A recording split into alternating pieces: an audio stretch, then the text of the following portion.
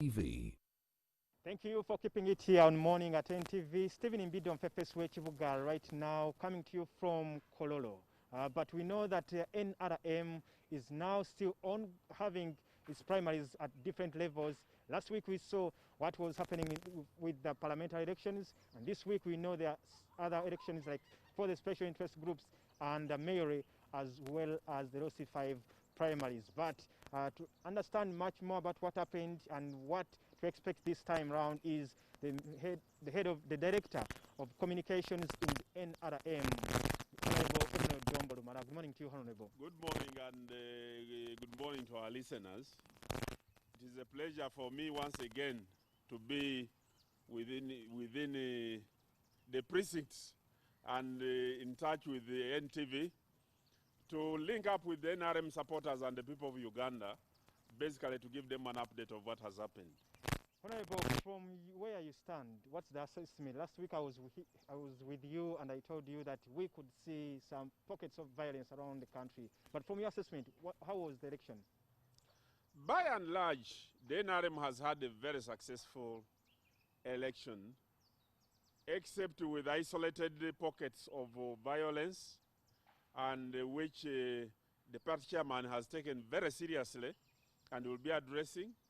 But also, the police has been directed to ensure that all people who have been involved in any criminal conduct should be dealt with according to the law.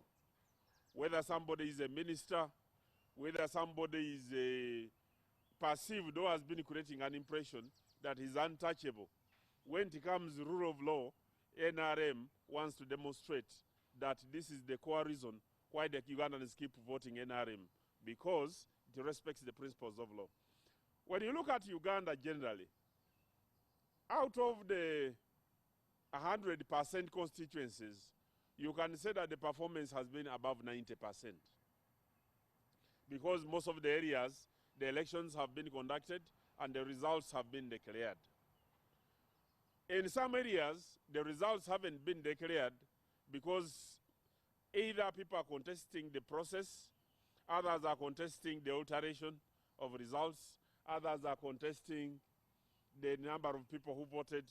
Those are issues which our legal department is going to address. But by and large, there has been a very successful election.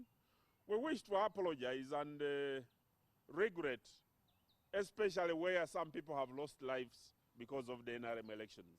But where some people have lost lives, what would you tell those families who have lost loved ones, who have gotten loved ones injured in just a party primary, where brothers and sisters are meeting just for a mere primary? When the contestation is tough, people usually face a number of risks that are involved. But as a party right now, our priority has been saving the lives of the people who have been injured. And right now, the chairman of the party, President Yoweri Museveni, ordered the repatriation of a number of people from the various places where they are into Kampala for better management in better hospitals. Some people have been repatriated from Busoga, some have been repatriated from Katakwi, and they are here in Nakasero Hospital at the expense of the party in order to ensure that happens. But also just yesterday, the Secretary General of NRM, Right Honorable Kasule Lumumba, represented the chairman in Katakwi, where we went to bury Mama Teresa, the one who was hit by a stray bullet because of the reckless conduct of an LODU who mishandled his weapon. Why should somebody come to elect to do a civic duty in a party, and then in the process he loses his or her life? But what does that speak about the supporters and candidates or your members of NRM when they can go do the physical fists and then shoot even just mere fellow NRM members? What will even happen if they meet the opposition members who will be campaigning in the next elections? In most cases where the shooting has taken place, the shooting was done by the reckless conduct of the military.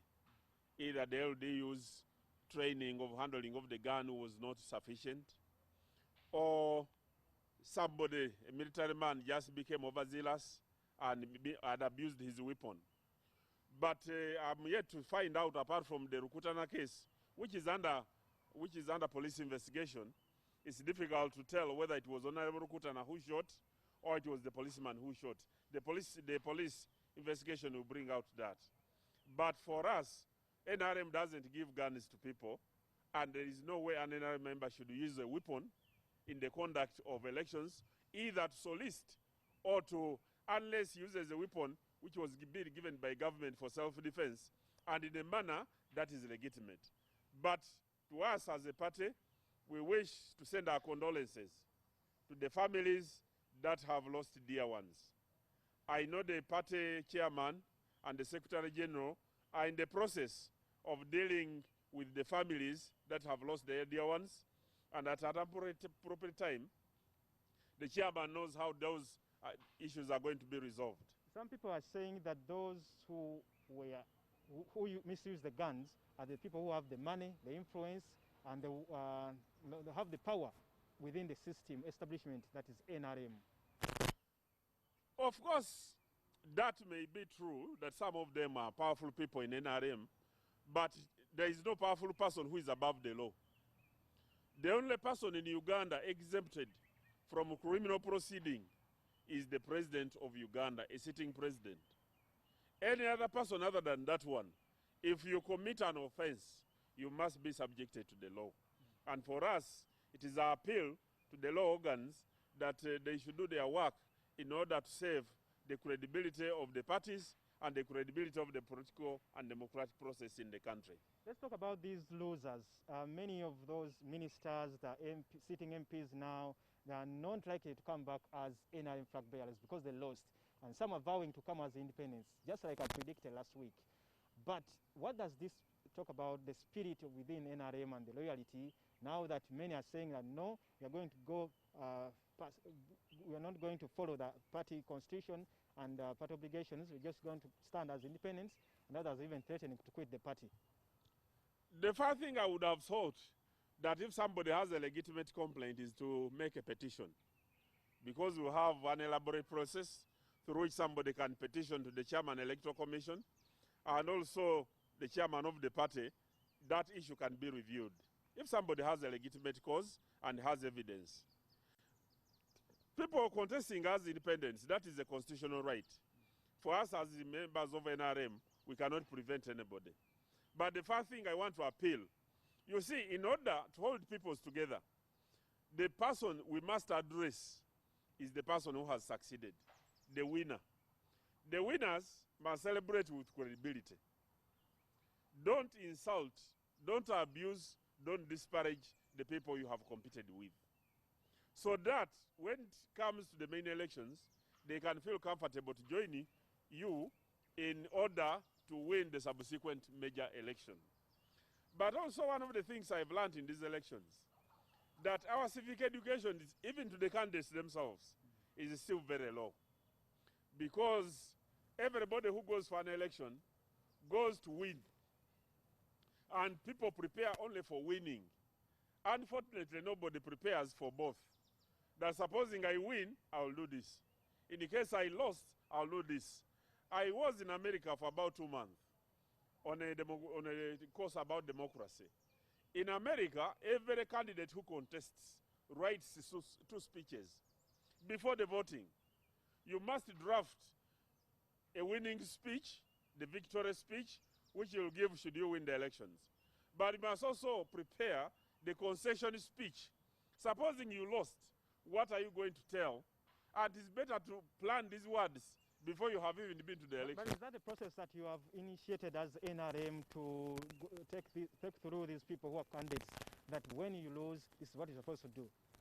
We haven't initiated it, but it's a learning process, something we have just learned out of this, the conduct of these elections. Okay. Hopefully in subsequent elections that we prepare, we are going to encourage our people always to ensure that we keep harmony of the party. Okay. Finally, the party chairman is going to meet at we're going to meet you. What are you going to be doing as the chairman comes to the party headquarters? Just in 30 seconds. The chairman of the party is coming to commission the motorcycles which he promised the chairpersons of the movement at the sub-county level. Okay. But that is his office. That's where he does his work. So he's coming to conduct part of the work he keeps conducting, and the Secretary General used that opportunity also to brief him about what the party has been doing over these few days. So we expect that the chairman, last time he was there, he commissioned the bicycles, and that's about 2 weeks ago. Commissioned bicycles for the movement chairpersons at the village or the cell. Some people quarreled and said, no, why should he be giving bicycles instead? He should be giving motorcycles. Now he has come to commission the motorcycles, which the people were asking him that time, but this time for the chairpersons of the sub-county, and we have picked some chairpersons to represent the others in the whole country, and we believe the function will be... Are there any mistakes that you admit as NRM that yes, we committed this mistake when we are doing the primaries for parliamentary, now that we should avoid them in the mayoral and the LC5 elections that are going to come this week on Thursday and Friday? Yes, there are some mistakes we have committed, but whether we shall be able to correct them by Thursday, I'm yet to confirm that one. For instance, when we gave up the declaration forms of results, they should have been serialized. They weren't. They should have had a security feature and designed specifically for particular regions and districts to ensure where the abuse could have come from. That one did not happen. And we have learned something out of it. And in subsequent elections in future, we believe it is something that can be remedied in order to improve on the quality of the elections.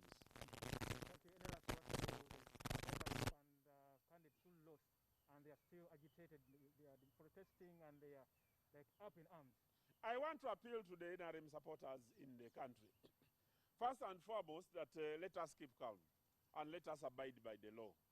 The second one is that the ones who have won and they are celebrate with credibility and respect your opponents. Those who have lost, they should know that there is life beyond parliament or life after parliament, because parliament has only 400 people.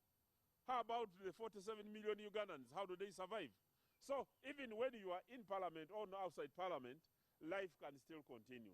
Okay. Finally, let us prepare for the major assault which is coming, the main elections which we are preparing next year in January. Please let us remain united to ensure that NRM takes almost, if not all, the positions that we compete for. That will be left to be seen, because the primaries are still ongoing. On Thursday, we will have the special interest groups that will be having the elections, and Friday will be the mayoral as well as the LC5 primaries for those who are contesting as LC5 chairpersons. From me, Stephen Imbido Mfefeswechibuga, and my guy there on the camera, Collins Muhwezi, and the entire production and technical crew, as well as Andrew Chamagero, who was with you from 6:30 up to the time I came on. Thank you for being a part of us and waking up on Morning at NTV. This is NTV, and Friday Nakas will be coming on at 9 a.m. with Mwasem Tia. Keep it here. Have a blessed Monday morning.